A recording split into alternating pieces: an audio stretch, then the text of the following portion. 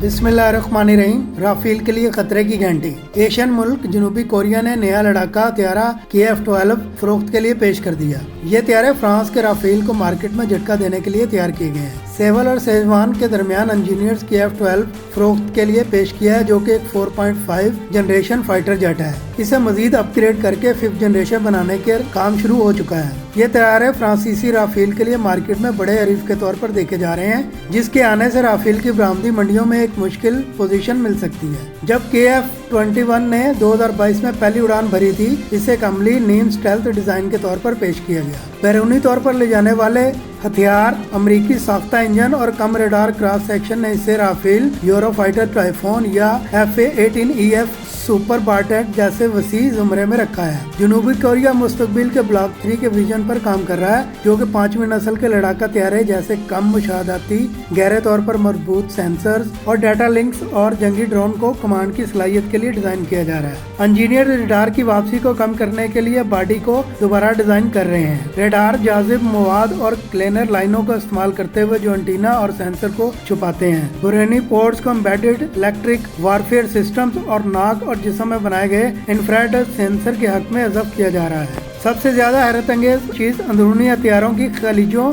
में मुंतकिल होना है। मुस्तकबिल के K-21S से तवक्को की जा रही है कि हवाई जहाज के अंदर 4 फिजा से फिजा में मार करने वाले मिसाइल जैसे मेटोर के मुसावी या एन मुताबिक रहनुमाई वाले बम मुकम्मल तौर पर हवाई जहाज के अंदर ले जाएंगे। ये जनूबी कोरिया के जेट को तस्वुराती तौर पर राफेल के मुकाबले में अमरीकी F-35 के करीब रखता है, जो अब भी अपने ज्यादातर हथियारों के लिए बैरूनी पायलन पर इन्हिसार करता है।